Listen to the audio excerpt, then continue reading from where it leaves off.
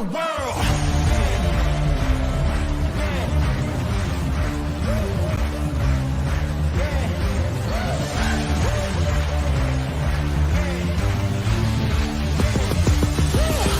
We're gonna take on the world.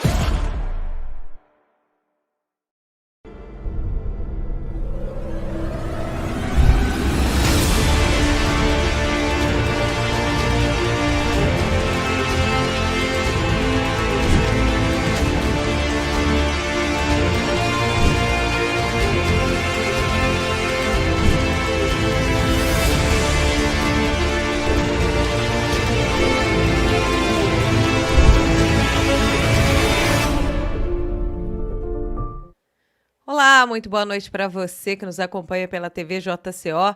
Nesta quinta-feira, 15 de setembro de 2022, estamos começando mais uma edição do Jornal da Noite, Recusa Imitações. Jornal da Noite é aqui na TV JCO. Bem, hoje nós vamos falar sobre a vitória de Bolsonaro no primeiro turno, é isso, Brasil? Vamos falar também sobre Lula com medo de rejeição. E vamos falar ainda sobre uso do celular no dia da votação. Esses e outros assuntos serão comentados por Diogo Forjaz e Karina Belomé, que são os nossos convidados do Jornal da Noite no JCO, o maior jornal independente do Brasil.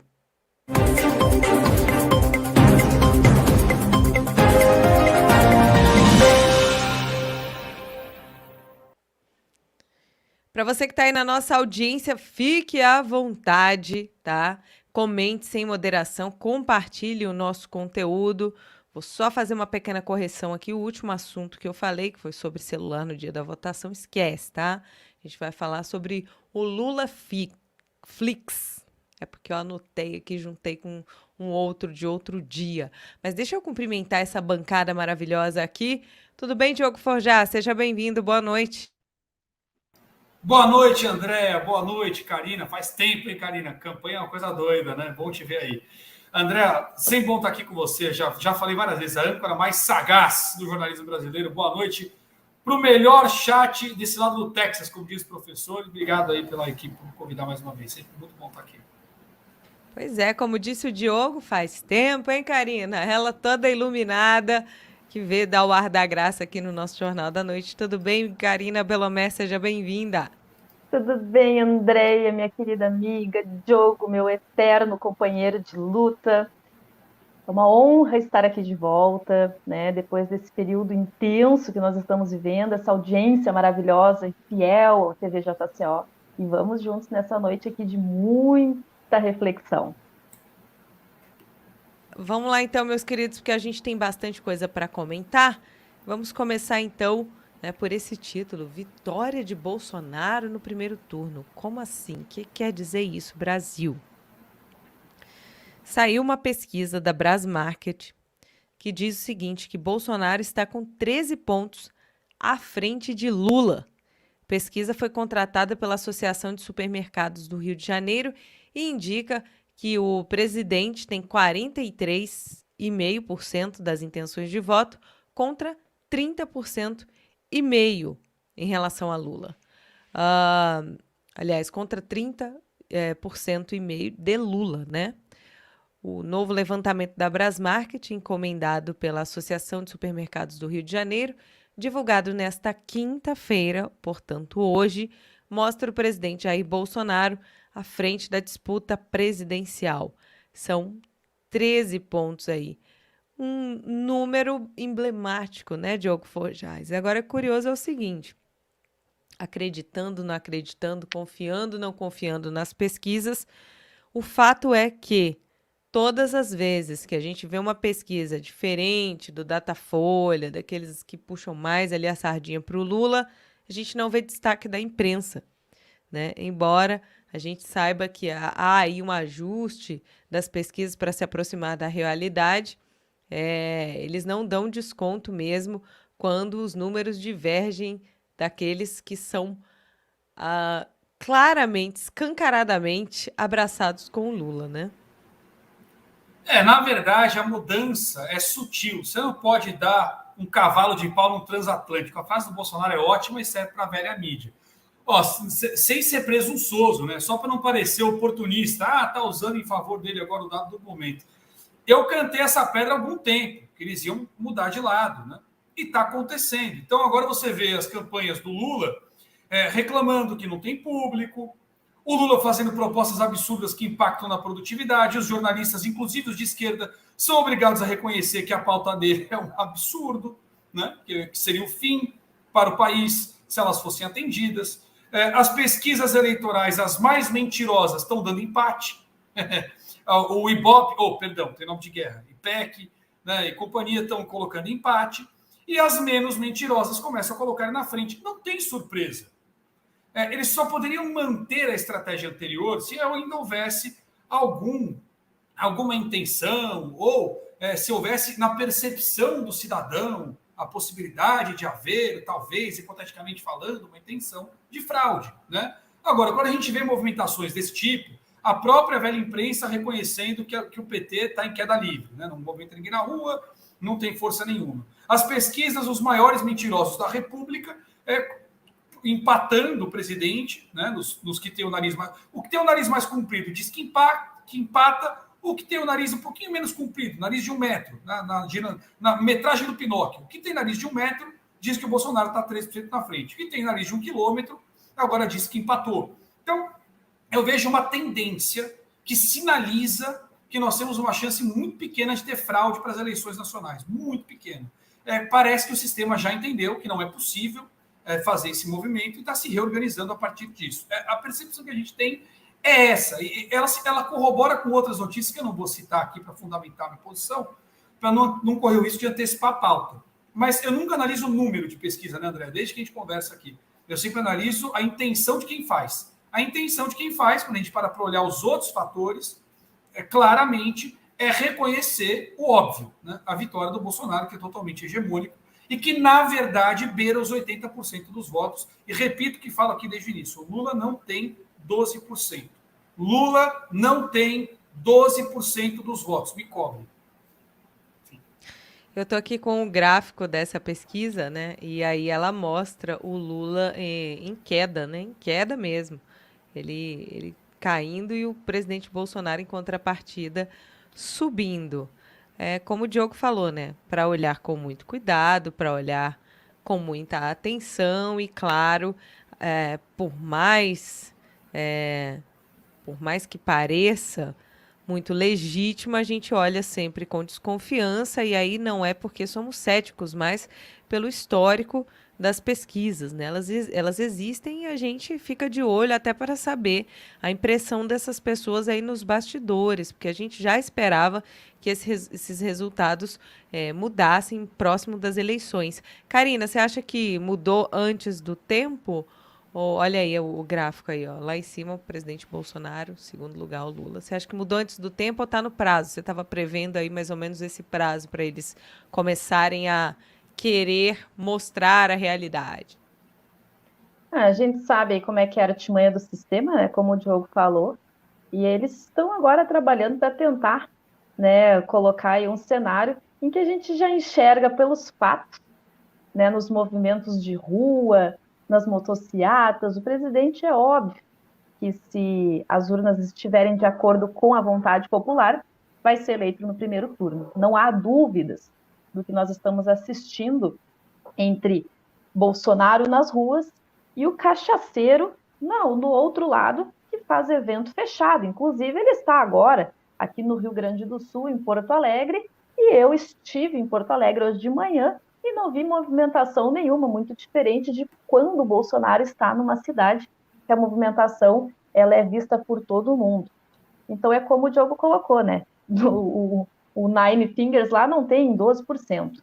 Né? Simplesmente é uma trupe lá que ainda é alimentada pela ilusão, que se recompõe dentro também do pão com mortadela, enquanto o povo já está acordando, e uma boa parte já está desperta, sobre a importância de nós nos unirmos nessa questão eleitoral, que é, para mim, no meu ponto de vista, a mais importante da história, porque vai definir aí a nossa assinatura pela liberdade ou pela escravidão. E por óbvio que eles fizeram esse movimento aí, eu nunca acreditei em pesquisas, vou ser bem sincera para vocês, Porque se fosse isso, nós teríamos hoje, pelas pesquisas, a Manuela Dávila prefeita de Porto Alegre, no lugar do Melo. Nós teríamos o Haddad presidente, né? Presidente, capaz deles até, ou presidente. Não, não, o presidente não tem linguagem neutra, né? Então é o presidente, né? Nós teríamos o Haddad aí, pelo que constou em 2018. Né? E nesse caso, nós tínhamos aí o cachaceiro na frente, e de repente, com toda essa movimentação de motociata, 7 de setembro, que tudo começou a mudar a partir dali, a gente sabe que eles começam a reverter a situação. E o medo das pessoas, né, são as urnas, de fato, né? Depois do que a gente observou aí a nota do Ministério da Defesa, até esqueci de trocar essa ideia com o Diogo, sobre eles não terem feito o pedido para fazer a contagem paralela com o TSE, agora que nós temos que acentuar. E eu acho que valeria muito uma manifestação uma semana antes das eleições, só para a gente deixar carimbado lá o Datapovo nas pesquisas de verdade, né? Então é isso. Isso era esperado que eles iam começar a fazer a modificação, e como o Diogo falou, eu acho que mais de 80% o Bolsonaro tem aí, é no primeiro turno, não há dúvidas.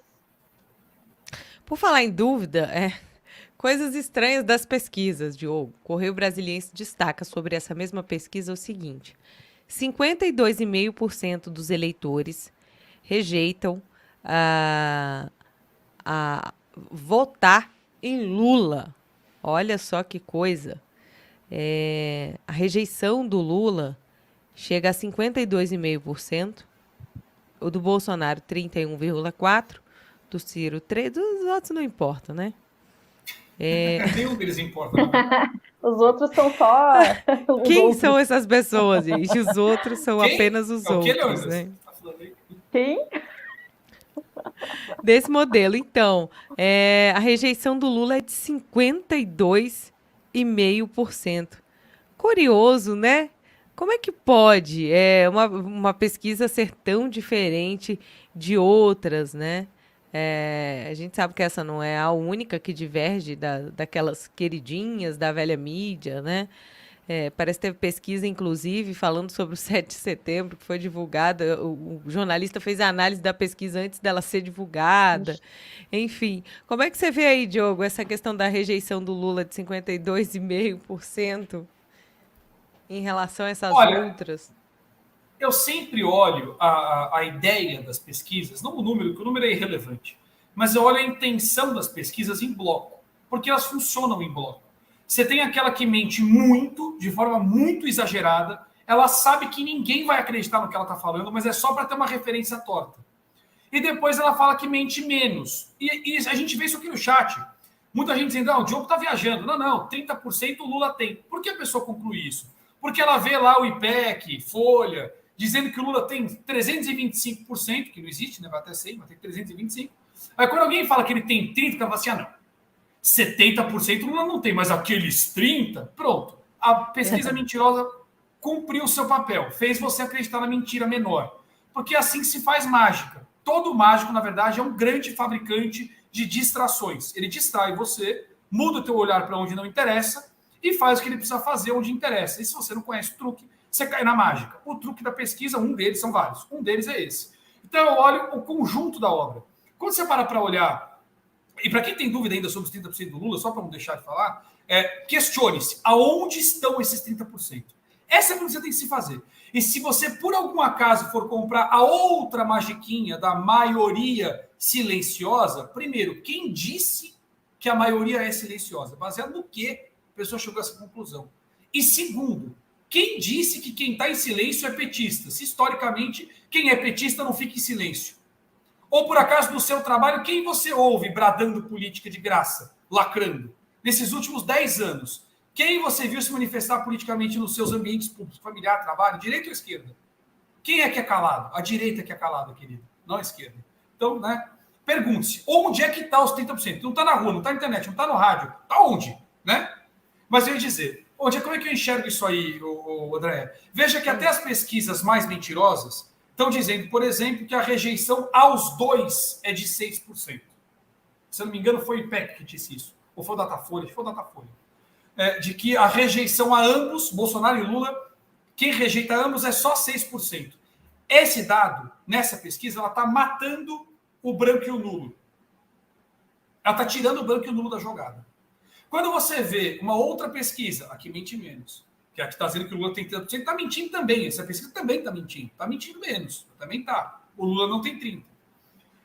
Quando ela diz que a rejeição a ele é 52% e a rejeição a ambos é a 6%, qual é o cenário que ela está desenhando? É claro que nem todo mundo parou para cruzar esses números. Mas não é para você perceber de forma explícita. Lembra, não dá para dar um cavalo de pau no transatlântico. A mudança é implícita aos poucos. Você vai fazendo construção de percepção. Isso leva tempo, não é de uma hora para outra. A gente tem 15 dias, por isso que deu essa guinada. Olha, de repente o Bolsonaro cresceu pra caramba, porque o tempo está correndo. E eles tinham que ou manter a estratégia original, né, ou não. A estratégia original não deu. O terceiro candidato não apareceu. O nulo e o branco, claramente, eles abandonaram. Os 6% mostram isso. E a conjuntura da mudança de número das pesquisas mostra, aponta, que eles, de fato, estão reconhecendo o óbvio, que está chegando a hora. Então, como é que eu enxergo isso aí? Assim, é o conjunto da obra. No conjunto da obra, reconheceram o inevitável. Bolsonaro é hegemônico. E não, os 30% não existe.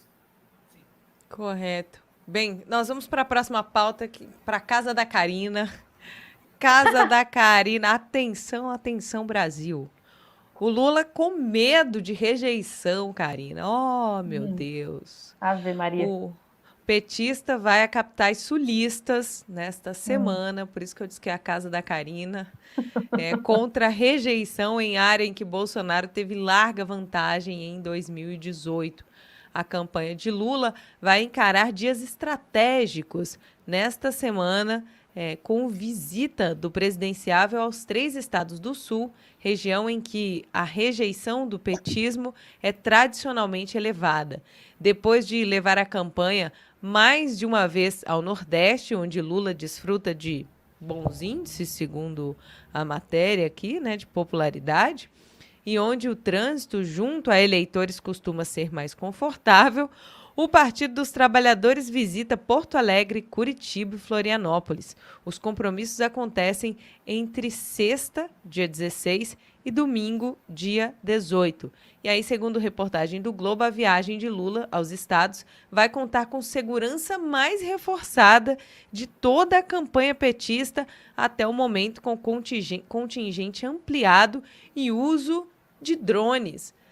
Mas como é que pode, Karina, uma pessoa tão popular ter medo do seu público? Eu não entendo isso. Me explica aí. Pois é. É a síndrome, né, do estrelismo. Eu acho que está faltando aí uma dose de realidade para esse cara. Que, cara, ninguém tá nem aí para ele, ninguém liga. Ele quer tomar um protagonismo de que ele é ameaçado por fascistas, por direitistas, coitado, cara, ele passa do meu lado, eu dou risada na cara dele.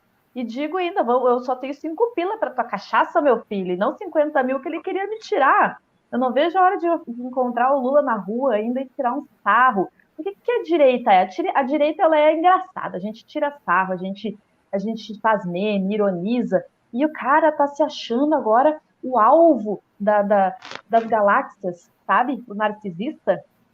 Esse é o verdadeiro comportamento de um narcisista. O verdadeiro ameaçado, que teve, inclusive, aí uma pessoa que tentou esfaquear ele de novo, foi o Bolsonaro. O comportamento vil esquerdista é justamente tentar sempre colocar a vítima ali numa situação em que ela se sinta acuada realmente para fazer machucá-la. Ele está tentando colocar nós outros aqui, da outra trincheira, como se fosse a turma dele. É uma pessoa totalmente senil, desculpa aí as pessoas, né, que, sei lá, gostam do Lula, enfim, mas é uma pessoa doente. Uma pessoa que se acha no foco do mundo, das intergaláxias, o cara que, meu Deus, sofre por alguma coisa. Ninguém tá nem aí pro Lula. Lula, se isso aqui pudesse chegar até ti, eu ia te dizer na tua cara, ninguém liga para ti. Só a tua militância porque eles têm interesse. Porque fora disso é descartável. Então, esse protagonismo que ele está se colocando no Rio Grande do Sul não teve um movimento. Quando eu vou para as ruas fazer campanha, as pessoas perguntam, primeira coisa, você está com o capitão, né? Primeira coisa, as pessoas já não querem mais saber desse senhor que é totalmente psicopata, um demagogo, e eu não teria medo de falar isso na cara dele, né? Porque ele é um dos membros do Foro de São Paulo, um dos capachos do comuno globalismo. Eu ia ter medo de dizer isso para ele. Pode andar tranquilamente em Porto Alegre. Vai ter um que outro lá babando o ovo do Lula? Vai. Mas ninguém vai querer perder o tempo ou querer perder o réu primário com um estirpe daquele. A única coisa que eu faria ia dar risada, cara, dele dizer, ô Lula, quer tomar uma cachaça lá? 50 mil eu não tenho, porque eu sei que tu gosta de dinheiro. Socialista adora dinheiro. Então é um Zé Ruela. É só isso que ele é. Não passa de um Zé Ruela, um chinelão. Valeu, Karina. E aí, Diogo, como é que você vê esse reforço aí na segurança para ir ver os eleitores? Aliás, a matéria fala aqui que ele tem grande popularidade no Nordeste. Foi bem isso que a gente viu nesse ano, né, nas manifestações pro Lula lá no Nordeste, né? Ó, gostei do prender o réu primário, hein, Karina? Mandou bem nessa aí. Olha, com relação à Bahia, o pessoal está dizendo que ele vai bem na Bahia, né? Viu e colocou no comentário ali: Bahia ele vai bem. Ele vai tão bem que ele teve que roubar a manifestação, né? Tava rolando já. Ele foi lá, parou na frente, bate a foto aí que eu fingi que é minha, bate a foto. Foi lá bater foto, a manifestação que não era para ele, né? Tanta gente reclamando dizendo que o presidente roubou o dia 7 de setembro, quando na verdade o 7 de setembro é que roubou o presidente, né? Porque todo mundo foi para ver o Bolsonaro, não pode ver o dia 7. E isso o pessoal esquece que o Lula na Bahia teve que sequestrar a manifestação lá. A manifestação não, o evento, né? Um feriado que tem lá tradicional, e que as ruas lotam. Ele foi lá, parou na frente, bateu um fotão para chamar de seu. Enfim. Sem falar no Photoshop, né? Falam tanto dos robôs, mas o Photoshop nas manifestações do PT é presença garantida, né? Impressionante. Ô, Diogo, tem mais segurança do que público. Pois é, olha, não precisa levar a segurança, não, é só usar o Photoshop. Usa o mesmo Photoshop, multiplica a segurança ali que não vai precisar. Ora, brincadeiras à parte, uma análise séria bem rápida disso, né? O que isso sinaliza? Você só precisa de segurança ou quando você corre risco, ou quando você vai ser muito assediado, no bom sentido. Veja o Bolsonaro, por exemplo. O presidente Bolsonaro tem uma segurança pesada, não só para protegê-lo do risco, que aí existe. Tomou facada, já tentaram tacar coisa nele, enfim, né? Aí tem ocorrências reais. As manifestações de esquerda, que é adversário do presidente Bolsonaro, põe fogo em mercado, eu vou falar isso toda vez, vai cansar de ouvir. Põe fogo no supermercado, põe fogo em estátua, bate em idoso, anda com um porrete na mão, acerta rojão em cabeça de cinegrafista que morreu, quase acerta rojão em equipe de televisão e transmissão ao vivo. Essa é a galera da esquerda. O ódio do bem. Faz manifestação pacífica. Quando a gente solta a pomba branca, né, que já teve aí caso, eles chutam a cabeça, réplica da cabeça ensanguentada do presidente. É essa galera aí. Então, por causa dessa galera, o presidente tem uma grande proteção, por motivos ou pelo risco, mas não só por isso, também porque ele é muito assediado do lado do bem. As pessoas querem encostar no presidente, falar com o presidente, abraçar o presidente, e a segurança tem que ali manter, porque ele não respira. Não sei se vocês já tiveram oportunidade de ser abafado pelo povo, né? Já aconteceu, já saí com o Daniel Silveira de um lugar para o outro, já passei com outros deputados de um lugar para o outro. Cara, você não consegue respirar, é um negócio muito louco. Com a segurança protegendo, imagina sem, né? Então, tem para isso. Agora, no caso do Lula, bom, a gente viu, ele é muito amado, onde ele vai, a pesquisa vai atrás dele com o Photoshop, porque o povo não tem. Então, se ele não tem risco de ser amado pelo povo, de ficar sem ar nem nada, né? E as manifestações de direita já puseram fogo do Espírito Santo em oração, só se for, né? A gente nunca viu direita botando fogo em nada, quebrando nada, batendo em ninguém. Então, não tem histórico de violência na direita e não tem histórico de apreço pelo Lula. Para que serve essa segurança? Sei lá, deve ser para justificar o Photoshop, deve ser. Ai, meus queridos, vou te contar, por falar em Lula, ele tá bem chateado, viu? Ele tá bem chateado porque parece que criaram um Lula Flix. E o Lula não gostou disso, não gostou tanto que a campanha dele acionou o TSE para retirar do ar o site LulaFlix.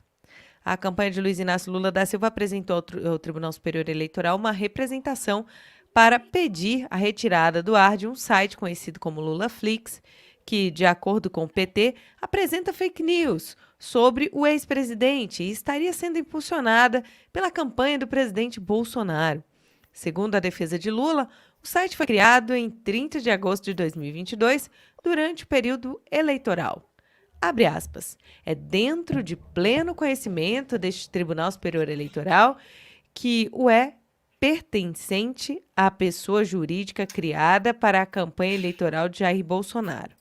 Além disso, rápida pesquisa na Receita Federal corrobora com a informação, afirmou a campanha.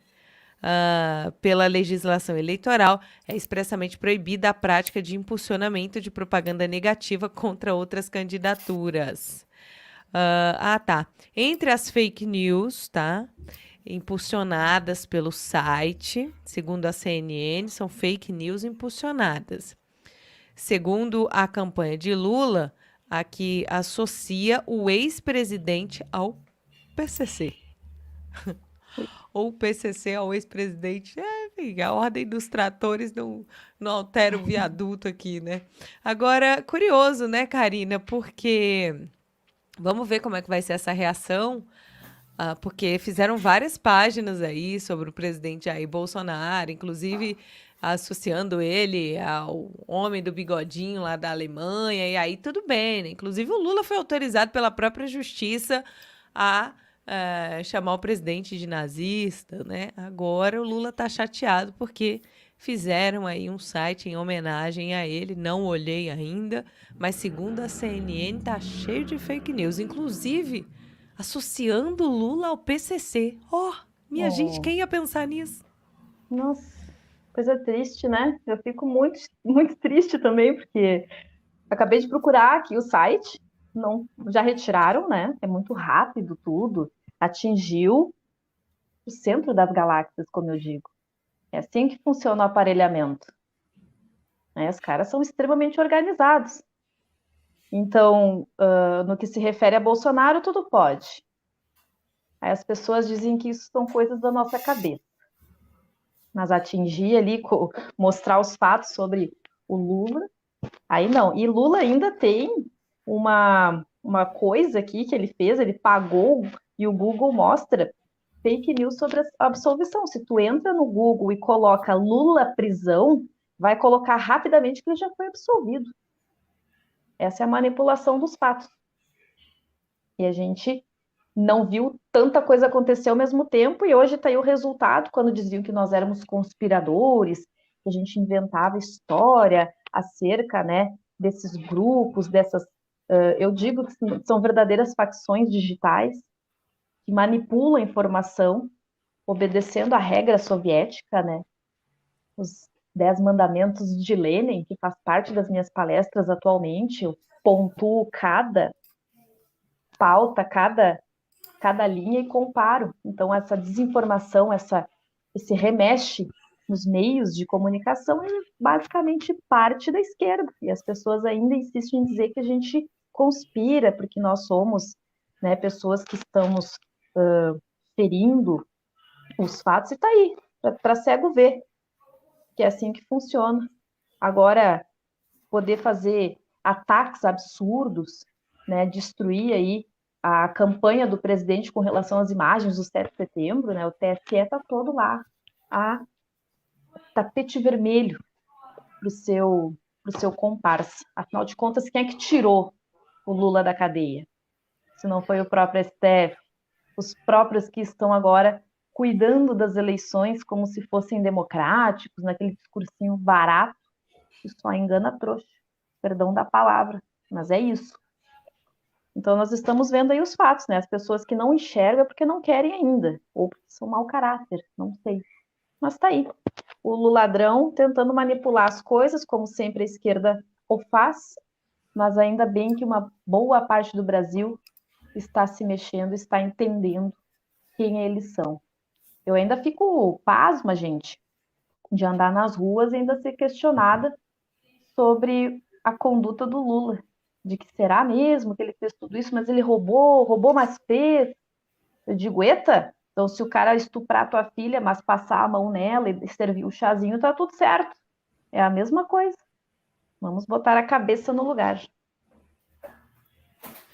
Ô, Diogo, mesmo com essa mentirada que a Karina trouxe aí, né? Coloquei aqui Lula, Lula ladrão, do jeito que ela falou, Lula prisão. E aí E de fato aparece aqui, né? Lula foi absolvido, a farsa, combata a fake news, blá blá. Nem com todas essas mentiras, nem com toda essa agilidade para tirar site que supostamente estaria ferindo a honra dele, nem assim eles engajam, né? É um negócio engraçado. Por exemplo, essa manchete que você pesquisou e apareceu Lula absolvido, isso é fake news. Isso é mentira. Isso é uma mentira que beneficia o candidato. Se você denunciar essa mentira, sabe o que vai acontecer? Nada. Porque no Brasil não tem lei. Nós temos 11 ditadores, 10 talvez, me arrisco a talvez 10, vou contar com 11. Com uma capa preta, uma caneta pesada na mão, fazendo o que quer, independente da Constituição ou da lei.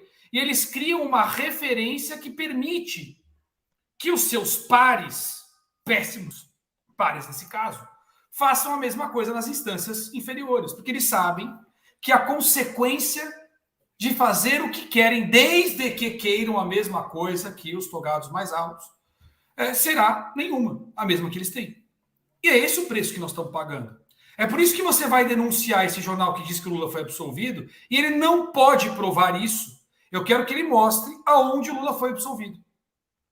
Qual foi o juiz que disse absolvo o Lula dos crimes? Não tem sentença de absolvição, ele não foi absolvido. Ele foi literalmente descondenado. Não tem outro termo para usar. Descondenado. O processo dele voltou ao início. E como já fazia mais de 10 anos, prescreveu. Um deles, pelo menos. É esse o caso. O Lula está impune e não inocente. São coisas distintas. Ele não perdeu a condenação. As provas não deixaram de existir, que, aliás, o mesmo STF que descondenou reconhece a prova. E o mesmo vale o confronto da realidade, André. O mesmo vale para o que estava nesse site. Nossa, é fake news associar o Lula ao PCC. Ah, é? E dizer que o presidente é miliciano é o quê, então? Porque se o sujeito disser que o Bolsonaro é miliciano, porque ele já conversou com ou um assessor dele, ou um primo, um cunhado, um vizinho, sei lá, conversou com alguém que por acaso era de milícia, se é essa a relação que eles fazem para acusar, tinha deputado do PT, vereador, sei lá, é o quê, cargo eleito, um eleito do PT em uma reunião com membros do PCC. Isso é o quê? A gente teve o Cardoso em bate-papo lá fora com o pessoal das Farc, que, aliás, o Lula recebeu aqui. Isso é fato. Fato público. Isso não é questão de opinião. Se esses fatos públicos não te permitem concluir a ligação do PT com o PCC, como é que eles podem concluir a ligação da família Bolsonaro miliciana? E estão divulgando isso aí. E como é que fica? Não fica, porque nós não temos o parâmetro da lei no Brasil. O maior problema deste país é que a lei não vale para todos. E a Constituição diz que nós somos todos iguais perante a lei. Todos, togados ou não. Isso é mais uma consequência da inconsequência legal de poucas canetas. Perfeito. E faz tanto sentido isso que você diz, Diogo, que o Bolsoflix, porque tem um site também falando do Bolsonaro, falando mal do Bolsonaro, continua no ar. E é assim, o Lula acusou o Bolsonaro de ter feito um site, falta de criatividade, hein, pessoal? Fazer um site atacando a si mesmo, atacando seu adversário com a mesma referência, né? E no caso do Lula Flix já saiu do ar. Do Bolsonaro, pode deixar, não tem problema. Aliás, por falar em lei, Diogo, nós temos aqui mais uma, tá? Para você ficar bem feliz e comentar, que é sobre a primeira-dama que também tem sido personagem durante esse período eleitoral, né? O TSE derruba mais propagandas com Michele por trucagem. Já é a quinta decisão do Tribunal Superior Eleitoral em relação às propagandas com a primeira-dama. O ministro Paulo Sérgio Tarso Sanseverino, do Tribunal Superior Eleitoral, suspendeu novas propagandas da campanha do presidente Jair Bolsonaro com a presença da primeira-dama Michele Bolsonaro. Os vídeos contêm falas de uma dubladora que seriam associadas a Michele, o que foi visto como, abre aspas, trucagem, fecha aspas. O tempo de aparição da primeira-dama nas inserções da campanha havia sido limitado, uma vez que ela apareceu em 100% do tempo no primeiro vídeo. Segundo a legislação eleitoral, a participação de apoiadores de um candidato devia se limitar a 25%. Nas novas peças, aparecem imagens de crianças, mulheres, com uma narração de fundo feita com uma voz feminina, que não é a da primeira-dama, né, de Michele, porém, as falas que seriam da primeira-dama.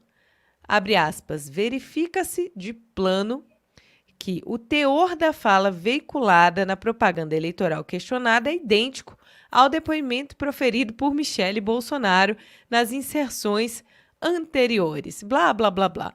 Bem, daqui a pouco vão proibir imagens de mulheres na campanha do presidente, né, Karina? Porque eu não sei, uma impressão minha, que quando a Simone Tebet pede para tirar uma mulher, né, que é a primeira-dama da campanha do presidente, é porque ela não quer que nenhuma mulher seja relacionada ali, identificada com o presidente Jair Bolsonaro. Não sei se você tem a mesma percepção.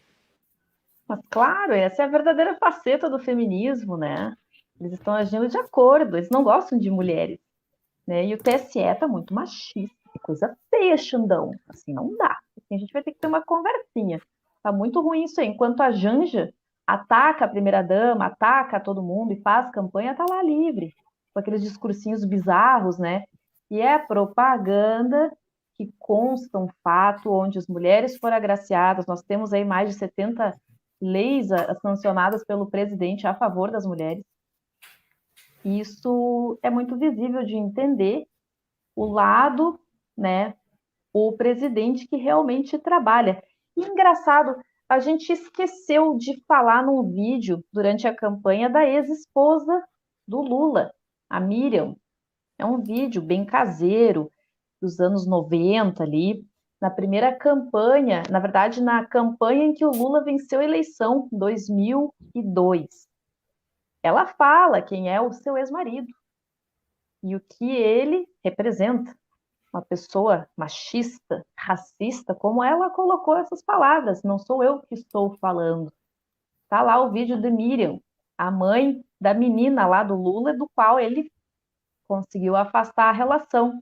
Então, se a ex-mulher do cara dá um relato desse, num momento muito importante para ele, constando aí que ele realmente usa das militâncias, usa dos movimentos sociais e conseguiu chegar ao poder, que tipo de gente nós temos aí querendo, né, ser defendido por uma parcela pequena da população, que ainda me espanta, pessoas que ainda acreditam nesse tipo de figura. E o TSE está fazendo seu papel muito bem, né, defendendo o indefensável. Como diz a Maristela, inveja. O que é a Tebet? Quem é Tebet? Quem é aquela mulher que se colocou de 4 para a China na CPI do Covid? Quem é Troniek? Aquela figura lá, que eu nem me lembro como é que é o nome da mulher, da outra Tronic, presidenciável. Soraya Tronic. É essa Soraya aí. Soraya Tonico. Que se beneficiou da onda Bolsonaro em 2018 e agora quer ser a boa samaritana da última hora da falcatruagem, junto com a sua dupla, que fazem um belo papel juntas, deveriam de trabalhar na Globo. Porque se esse tipo de gente permanecer no poder, pelo amor de Deus, que rumo a gente vai ter para o futuro? Pessoas que não defenderam os anseios da população num dos momentos mais críticos da história do Brasil, que foi a pandemia, né? Nem sei agora se podia falar essa palavra, lá a crise, lá aquela, meu Deus do céu. Então, meus Tempos de amigos, liberdade são assim. né? Quem acha que conhece a liberdade, meu Deus, é porque realmente não a conhece. Então é isso, é a verdadeira postura da esquerda contra a liberdade de uma mulher que realmente nos surpreende a cada dia, não só pela beleza física, mas pela beleza interior, primeira dama de verdade, que trabalha pela inclusão social. Eu faço parte do movimento em que a primeira dama é a nossa mentora lá, junto com a Priscila Gaspar, das pessoas com deficiência, doenças raras e autismo, e uma atuação brilhante de uma pessoa que não só veio trabalhar nesses assuntos quando primeira-dama, mas há muitos anos ela faz trabalho voluntário. E ela é uma pessoa que defende o seu esposo, que sabe o papel da mulher dentro de casa. E é isso que causa um rebuliço nessas invejosas de plantão, nessas pessoas mal amadas de plantão. Porque eles querem distorcer o papel biológico do homem e da mulher dentro do matrimônio e acabam vendo ali uma estrutura que eles jamais vão alcançar por conta de um caráter muito duvidoso. Então, quem é Tebet? TSE que tente, a gente não está podendo passar na televisão, a gente divulga o vídeo nas nossas redes sociais, nos WhatsApps, né? Nas postagens. A gente faz o trabalho, Xandão, não te preocupa. A gente está aqui para trabalhar pelo Bolsonaro de graça. Ô, Diogo, o candidato que. Eita, saúde! Saúde! Não deu tempo de inativar o microfone. Não deu. Perdão. Foi de surpresa. Diogo, candidato que está em primeiro lugar, candidato que está ganhando, tem certeza que está ganhando, vai ficar ligando para tirar site do ar, vai ficar ligando para tirar a mulher do outro candidato do ar, vai ficar preocupado em estar o tempo inteiro ali tentando organizar tudo, vai ter uma sabatina, não, eu quero ir primeiro, eu quero estar nessa posição. Tá preocupado com esses detalhes? Olha, eu enxergo aí, na verdade, provocações, tá? Porque assim, ó, isso também só faria sentido, André e Karina, e a audiência, né? E todo mundo, e todos os funcionários da Gomes da Costa, enfim. Isso só faria sentido se eles estivessem na disputa. Então você pode tentar buscar uma vantagem, uma disputa. Eu vou mais longe. Ah, quem está na frente faz isso? Não, não só quem está na frente não faz isso, como só faz isso quem está disputando. O Lula não disputa nada. E por mais que eles tenham tentado vender isso por um tempo, eles sabem que ele não disputa nada. Eles têm plena consciência disso. O Lula era um bicho-papão para um terceiro candidato que não aconteceu. Era para colocar um terceiro lá que ganharia do Lula no segundo turno e o Bolsonaro não. E eles não acharam esse terceiro cara. Esse que é o negócio. Foi mais longe do que eles esperavam. É esse, o negócio é esse. Então, assim, ele não está disputando. Isso só faria sentido para ter alguma vantagem. Ah, deu uma voltinha aqui, consegui uma vantagem aqui, outra lá. Então, como ele não está disputando? Não é o que eles vendem. A gente tem que procurar pensar o que eles pensam. Se nós sabemos que o Bolsonaro é hegemônico de forma evidente, é óbvio que eles também sabem. Se as pesquisas estão mostrando que o Bolsonaro vai ganhar no primeiro turno, é óbvio que eles já aceitaram não fraudar as eleições, porque senão eles tinham que manter a mentira de que o Lula ganha no primeiro turno para poder justificar a existência de um segundo turno, para poder justificar um golpe no segundo turno. Se os mecanismos de controle da percepção social deles, que são as pesquisas, estão apontando a possibilidade de Bolsonaro ganhar no primeiro turno, estão apontando o Bolsonaro passando à frente do Lula, isso significa que eles já desistiram. Isso está óbvio. Então, se eles já sabem que o Bolsonaro é hegemônico, se as suas ferramentas já apontam para isso, portanto, eles sabem que não estão nem disputando, por que é que eles fariam movimentações dessa natureza? Se não tem vantagem na disputa. Se não... Ué, por quê? Eu só enxergo uma possibilidade. Provocação social. Faz parte dos artifícios que a toga vem utilizando, inclusive, para causar o tropeço, a canelada. É o que eles estão tentando fazer, desde o início. Eu não vou ser o primeiro a chutar o pau da barraca, não vou fazer isso daí. Estão tentando fazer isso daí a qualquer custo. É esse o caso. Então eles vêm provocando, vêm tentando causar o tropeço. Tem organizações internacionais prontas para respaldar narrativa de fraude. É suficiente para derrubar o presidente? Não. É suficiente para virar a mesa agora? Não é. Mas é uma semente que pode trazer problemas no futuro. Tem que tomar cuidado com isso. Então eles estão tentando causar. Isso é para narrativa protetiva, inclusive, para sair daqui. A vítima. Nossa, agora vou pegar um asilo lá, hora pois. Asilo, hora pois. Entendedores entenderão. É esse o caso. Então, o que nós estamos vendo aí, esse tipo de ação, é para provocar. A gente sabe que é arbitrária, sabe que não faz sentido. Acabamos de mostrar com o Lula Flix. Agora mais uma. E a Michelle não fala. Claro, o impacto para as mulheres vai ser muito... As mulheres vão ficar muito felizes de ver uma mulher numa posição importante silenciada. Nossa, vai funcionar demais.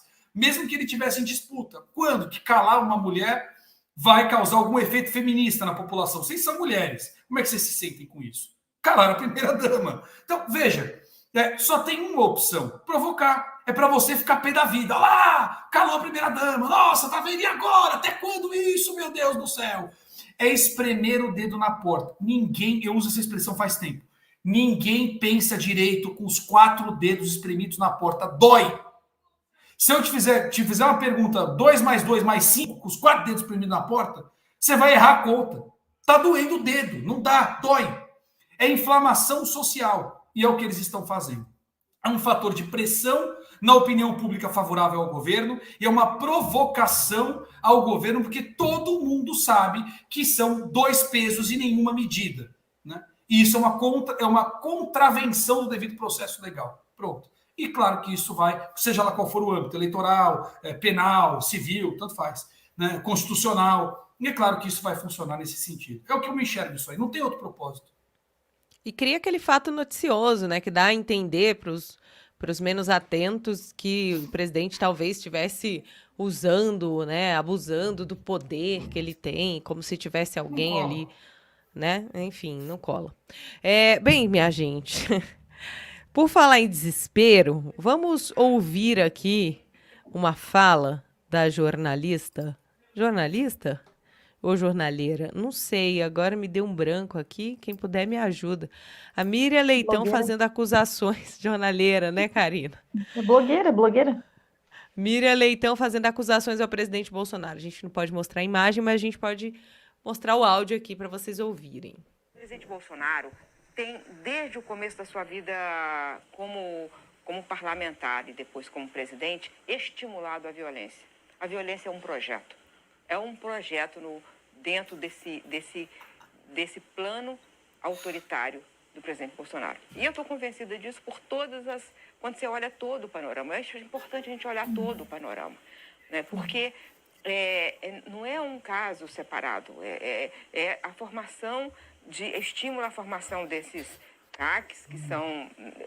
Pode ter gente lá que só quer ser colecionador, ou que é esportista, no caso do atirador. Mas o fato é que aumentou mais de 400% o ingresso nos CACs. E eles estão se formando como núcleos do quê? De uma milícia armada que apoia o presidente? Tudo isso é sério demais, a gente tem que olhar dessa forma, sabe, Leilane? Eu estou convencida que a gente tem que ver que isso aí é um projeto. Que mulher leviana, mau caráter, né? E as outras colegas ali fazendo aquela cara, né, de bonecão do posto. É triste. Fale mais sobre isso. Vou falar mais. Não, é ridícula a cena, é muito ridícula a cena. E aí ela fala sobre o aumento dos CACs, ela é tão... Eu queria usar uma palavra aqui, mas eu não posso. Eu não posso. Mas, assim, escolhe um adjetivo, assim, bem... É esse.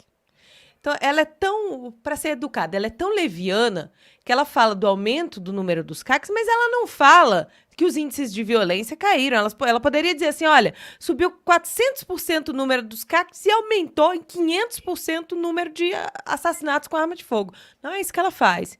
E outra, diz que o presidente tem um plano de violência. Gente, onde é que essa mulher vive?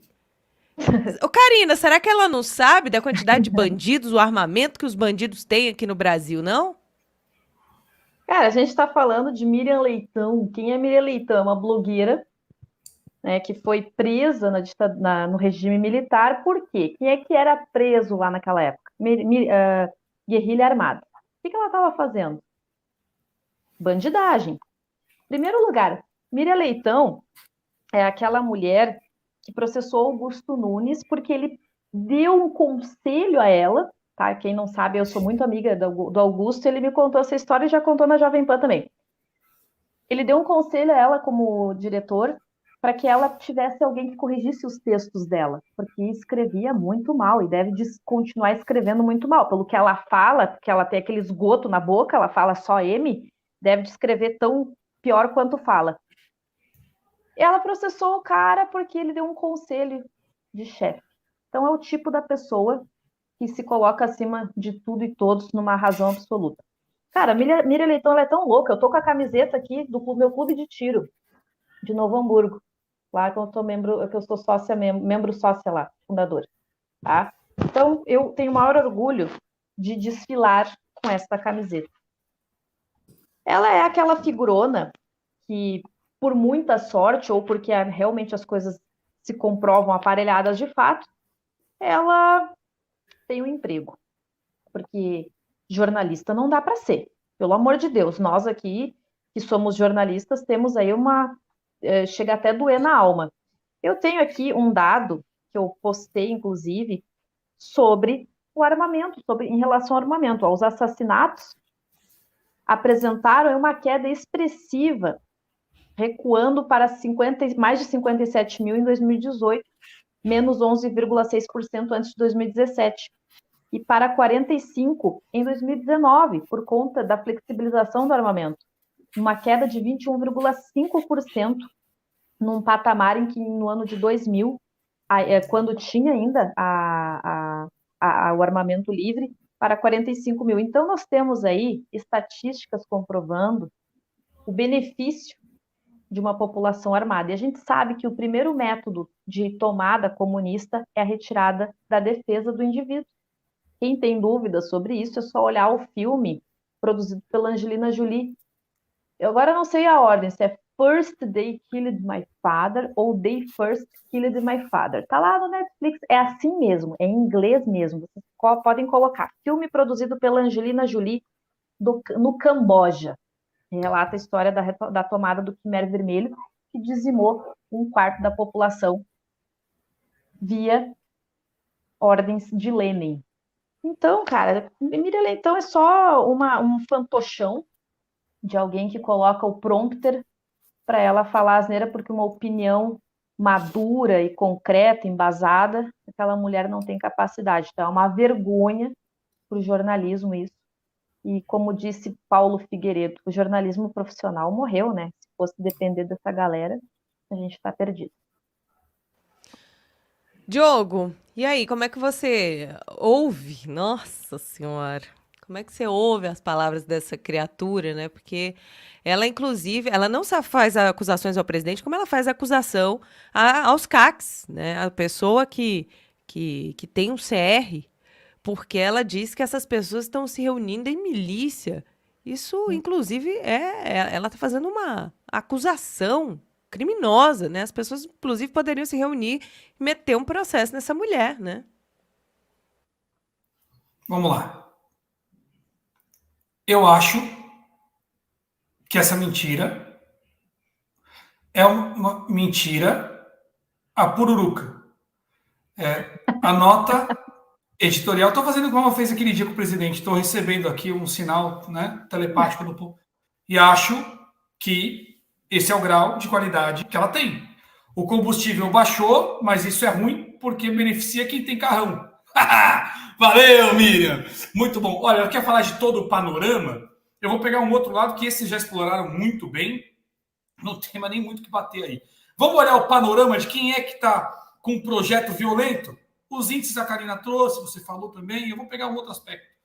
Vamos olhar o panorama, então. Vou ensinar aqui a jornalista, hein? Ó, que eu nem passei na faculdade de jornalismo, hein? Virei jornalista, tenho o registro, tudo direitinho, né? Mas trabalhando. Mas vamos lá. Ó, vamos ver, vou te ensinar a olhar o panorama. Presta atenção, vamos ver se você aprende alguma coisa. Panorama geral de violência. A mesma caneta que prendeu todos os brasileiros em casa soltou 70 criminosos. Bom, também foi as mesmas canetas que impediram operações policiais no morro. Isso é recente. Vamos puxar um pouco mais. Vamos lembrar do outro partido? O sujeito assassina um pai de família e a família do assassino é amparada pelo Estado. A do assassinado, não. Isso beneficia o quê? É só para eu entender. A violência ou não? Aí já falei de governos petistas, já falei de decisões da toga. Mas tem mais. O TSE, que deveriam ser forças desarmadas, comprou 39 mil projéteis. Nem o Rambo, em toda a série do filme Rambo, tem muitos. Disparou 39 mil projéteis. Isso é um projeto de violência? Não. Vamos falar um pouquinho do Lula? Do Lula é legal também. Vamos lembrar da frase clássica. Tem que mapear a casa... Perdão, me empolguei. Tem que mapear a casa desses deputados, de todos eles, e ir em grupos de 50, conversar com a mulher e com as filhas deles, para fazer pressão. Isso é um incentivo à paz, claro, com certeza. A gente deve lembrar também das manifestações contra o presidente Bolsonaro, todas elas amplamente divulgadas pela esquerda. Todas elas são endossos de paz, claro. Quem não se lembra da reportagem na Folha? Por que deve morrer o presidente da República? Muito pacífico. A gente vê isso com muita frequência na direita. Quem é que está beneficiando? Quando um cidadão... Opa, perdão. Desculpa ao cidadão de verdade chamar de cidadão. Quando um cara é preso porque matou um cidadão, porque sequestrou, porque estuprou, seja lá qual for o caso, ele é recebido por pessoas de qual partido político? Da esquerda. Para ver se a polícia não foi malvada com ele, tadinho. Aquele travesti que matou e não vou entrar em detalhes, mas abusou com muita violência de uma criança e depois a degolou. Ela estava solidão, né, minha filha? Ela foi abraçada por pessoas ligadas a quais vertentes políticas. Quem é que está colocando em risco a vida do cidadão? Quem é que está protegendo os criminosos? As bandeiras a favor das drogas, claro, as drogas. As drogas não beneficiam a violência. O sujeito drogado não bate, não mata, não assalta, não faz nada disso. O sujeito drogado é super tranquilo. Inclusive o dinheiro das drogas não financia o crime. Olha, liberar não adianta. Onde liberou, o tráfico continua existindo e de forma mais livre, lucrando mais. Os partidos que defendem as drogas, eles são os do Bolsonaro? Não, também. Entendi. E para fechar, a gente não pode deixar de falar, as armas que tiram vidas no Brasil são armas com registro. Claro, a gente sabe que todas elas têm registro, todas elas são de CACs. O maior número de pessoas presas hoje são de CACs, ou que usaram armas de CACs. Não também. Então é esse o caso. Que não sei que panorama que você está olhando, Miriam, né? Tem que olhar o panorama do jeito certinho. Quem faz leis que beneficiam o crime? A esquerda. Quem defende a liberação das drogas? Esquerda. Quem tira a arma do cidadão? Esquerda. Entendeu? Quem é que coloca bandido na rua pelo mesmo motivo que prende cidadão em casa? Aí você faz sua análise de panorama. Depois você refaz aí. Quem é que está com um projeto de violência? E lembre-se da Venezuela, onde as milícias criminosas têm amparo do poder público para fazer o que querem com o cidadão. Enfim. E só para complementar aí a sua lista, Diogo, né, de quem é que promove a violência, um ator da Globo, colega de Miriam Leitão, foi preso por um crime terrível, né? Abusar de criança menor de idade. Lógico, se é criança, né, menor de idade, né, Andréia? Segundo informações, a prisão ocorreu nesta quinta-feira em uma ação da Delegacia da Criança e do Adolescente e adolescente vítima. O autor foi preso em flagrante pelo crime de armazenamento de imagens de sexo envolvendo menores, né? A gente fica procurando as palavras aqui, enfim. A investigação está sob sigilo. Foi a nota da polícia que informou, né? A investigação apurava um suposto relacionamento dele, um homem de 72 anos, com uma fã de 12 aninhos, ao qual teria oferecido ajuda financeira. E aí, antes de passar aqui para a Karina, rapidamente, a gente passa por esse assunto, porque a gente sabe que é sensível. Eu lembro aqui de uma frase que é atribuída ao Rui Barbosa, né? Não se deixem enganar pelos cabelos brancos, pois os canalhas também envelhecem. Hashtag Miriam Leitão e o seu colega aí, né? O ator da Globo, então, que foi preso nessa situação. Não falei o nome dele, é o ator José Dumont. E aí, Karina?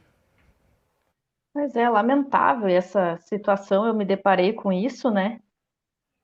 A gente nunca sabe as surpresas que vêm e o cara aí fazendo todo o escarcéu. E que bom que foi pego, né? Ao menos um. O problema é até quando ele vai ficar detido. E porque nós temos uma militância de esquerda que quer considerar isso não um crime. Vamos relembrar agora uma questão cultural aí da esquerda com relação a esse tipo de conduta. Eles querem dizer que esse tipo de gente é uma pessoa com problema mental. Logo, ele deve ser tratado como tal. E, então, ele deve estar solto. Ou como há também movimentos de esquerda querendo que isso seja liberado. Afinal de contas, nós estamos sendo opressores em reprimir esse desejo contra menores. Eu já vi vídeos sobre isso. Pasmem o caminho que nós estamos levando com esse tipo de mentalidade. E como a nossa amiga Andrea falou, né? Os cabelos brancos não significam que seja uma pessoa, né, boazinha, queridinha, tá aí. Um ator da Globo que logo, logo vai estar solto, ou daqui a pouco vai ter movimentos defendendo a conduta nefasta e criminosa. Portanto, a gente não pode vacilar na questão, né, política, onde temos que ter pessoas aptas no parlamento para que não autorizem essas ideias, né, nefastas de que esse tipo de conduta vire daqui a pouco algo normal. Diogo. Isso tem que ser punido exemplarmente, né? O cara é uma pessoa conhecida. Agora, isso aí explica por que na Globo News, como lembrou aqui a Karina, eles falaram sobre como pedofilia é uma doença. Agora já nem doença estão falando mais. Tem o tal do... Eu brincava que era transetário, né? Falei brincando. Falei, ó, não vou mais pegar fila em banco e em loteria. Eu falei, eu tô na fila de idoso. Mas você não é idoso, mas eu me sinto idoso. Eu sou transetário. Eu tenho direito a não pegar fila. Eu me sinto velho, né? Então, agora eles estão fazendo isso ao contrário. Sujeito de 40 anos falando, eu me sinto com 12 anos. Aí ele entra na justiça para que o Estado reconheça com 12 anos e aí ele pode namorar com uma menina de 12 anos. Olha que bacana. Não é legal isso? É o que eles querem. Veja que a esquizofrenia social que causam as bandeiras da esquerda provoca, se você aceita a esquizofrenia, esse tipo de distorção. Por que eu digo esquizofrenia? Porque você não pode tratar uma pessoa pelo que ela quer ser, é pelo que ela é. Ponto. Esse é o ponto. Né? Esse é o ponto de distorção. Então, tem que levantar esse debate. Esse ponto é para isso. As crianças estão em risco, sim. Quem não lembra do peladão do Man? E as mães estavam junto. E daí? Quer dizer que se uma mãe resolver prostituir uma filha de 10 anos de idade, pode porque a mãe autorizou? A filha é propriedade da mãe nesse sentido? Como é que fica isso? A lei não vale? Se a mãe autoriza, tá valendo? Não é assim que a banda toca. Então, a gente tem que perceber como, aos poucos, eles estão erotizando as crianças para que a sua percepção sobre a inocência vá embora e você passe a aceitar cada vez mais a relação com crianças cada vez mais novas. Antigamente, 18 anos. Depois, socialmente, 16 já aceita. 15, 14, e assim vai. Quanto mais se sexualiza as crianças, mais você flexibiliza a percepção de violação, de violência contra a inocência, que é o que está em prática. Isso faz parte da agenda de destruição da família, isso faz parte da agenda de destruição social, é por isso que eles fazem isso, é por isso que tiraram Deus da sociedade, por isso tratam a sociedade, o Estado laico, como se fosse Estado ateu, porque onde Deus está, não dá para fazer isso aí. Então tem que virar uma moral coletiva. Vamos substituir a moral judaico-cristã por uma moral coletiva.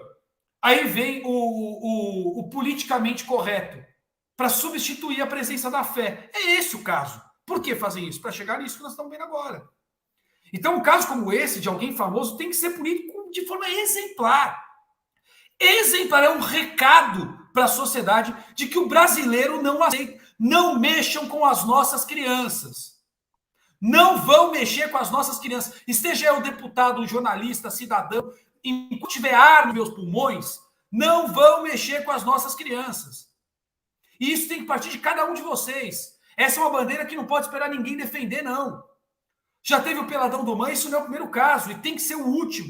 Cada caso que aparece tem que ser o último. É assim que a gente tem que tratar. Porque é disso que nós estamos falando. Ou vocês não viram no Chile o casamento de duas crianças? O vídeo está na internet. Acompanhado pela professora, duas meninas. Uma delas vestida de menino e eles andando os dois como se tivessem casando. Extremamente constrangidas as bichinhas. Ou a outra lá do PT dizendo que vai nas igrejas cuidar das crianças para ensinar comunismo em nome de Jesus. É disso que nós estamos falando. Os caras, eles estão de olho no seu filho, no seu neto. É nas nossas crianças que eles estão olhando. Então a briga é séria. Esse caso é muito sério. Eu não vou falar do acusado em específico, tem que verificar se o cara tem culpa no cartório mesmo ou não. Mas se tiver mesmo, a punição tem que ser exemplar de cima a baixo. Esse é que é o negócio. E você que vai numa live como essa, numa transmissão como essa, num assunto desses, e pergunta qualquer outro assunto, você é um canalha. e vem perguntar de assunto contra o governo, são tremendo de um canalha. Não tem valor moral nenhum. Porque o assunto agora é a inocência da criança, que está sendo atacada amplamente. Não é um caso isolado, não. É uma agenda. E quando alguém fala dessa agenda, alguém vem trazer qualquer outro assunto, você não vale nada. Enfim, Só tá, para dado o só recado, observação, os mapas. Diogo, houve flagrante nesse caso, tá? Então tem que punir, pô. Tem que punir exemplarmente. Eu, graças a Deus, eu não sou policial. Juro, sério. Eu teria. Minha Hashtag carreira somos seria muito dois. curta. 3. Muito curta. Numa dessa, quem estava respondendo o processo era eu, não ele. Eu não tenho condição nenhuma de ser policial. Enfim. E esse deve ser o sentimento do cidadão, né? De intolerância com Sim, isso. Tá? De exatamente. intolerância com isso. Esse assunto é muito grave, é muito sério e tem que estar na cabeça, no coração, na alma e na ponta da língua de todo brasileiro. Essa é uma bandeira que todo mundo tem a obrigação de emplacar. E de forma implacável. Enfim. Principalmente no Exatamente. parlamento, para que não tenha Eu tenho 2 só filhos, o pô. PCdoB tentando fazer isso aí normalizar, né? Exatamente. É, meu povo, não é mole não, não é mole não, e a gente tem que ficar de olho mesmo. Vamos mudando a nossa pauta aqui, porque o ex-presidente Lula, né, o ex-presidiário, disse não saber como criar novos empregos em um eventual mandato presidencial. A afirmação foi proferida em um evento com lideranças do MST na quarta-feira em São Paulo. Bem, enquanto o Lula diz que não sabe como fazer para criar empregos, tem uma boa notícia para você. Pela primeira vez, o Brasil deve fechar o ano com 100 milhões de empregados. Olha que notícia boa. O ministro da Economia, Paulo Guedes, falou hoje, dia 15, né, em entrevista ao programa Voz do Brasil, sobre a recuperação econômica pós-pandemia, sobre a geração de empregos no mercado formal e informal e o posicionamento do Brasil no cenário econômico. Sobre o desemprego, Paulo Guedes antecipou que o Brasil deve fechar 2022 com taxa de desocupação mais baixa dos últimos 15 anos, por volta de 8%. O ministro disse ainda que outra marca histórica foi atingida em 2022. Pela primeira vez, o Brasil conta com 100 milhões de pessoas que estão empregadas. Todos os setores, em todas as regiões, criaram emprego, afirmou Paulo Guedes. Meus queridos, quero agradecer a participação de vocês. Tá, vamos encerrando por aqui, desejar uma boa noite aos dois, 1 minuto para vocês se despedirem, fiquem à vontade. Karina. Quero agradecer a equipe do JCO, sempre muito acolhedora e uma honra dividir a bancada aqui com vocês, essa audiência maravilhosa. Espero que vocês tenham, né, filtrado também as nossas opiniões e absorvido aquilo que é importante. A gente tem que fazer sempre, né, a análise pessoal. E, claro, né, parabenizar a nossa equipe do presidente Bolsonaro por todo o trabalho e fazer uma reflexão aqui antes de acabar meu tempo. O que seria do Brasil se não fosse o presidente? Vocês imaginam? Já imaginaram como estaríamos na mão do Haddad nesse processo todo? Façam análise e, portanto, saibamos aí levar a mensagem para que nós assinemos a nossa Carta pela Liberdade no dia 2 de outubro. E obrigada pela oportunidade de estar aqui. Contem comigo e vamos juntos, porque esse é o jornalismo de verdade. Por favor, compartilhem, apoiem o canal, façam aí toda essa força que é muito importante. A gente precisa fortalecer os canais de direito. Minha melhor continência. Obrigada, Karina. Diogo? Olha, primeiro eu vou especificar quando eu disse que era canalice falar de outro assunto. Enquanto nós falávamos da criança, tinha gente perguntando de Ciro de 100 anos. Alguém que não dá atenção para uma pauta dessa natureza, para fazer um ataque político, já mostrou de que lado está. Enfim. Mas voltando aqui, então. Olha, o caso aí, para concluir, né, o que o ministro Guedes está trazendo é resultado do trabalho.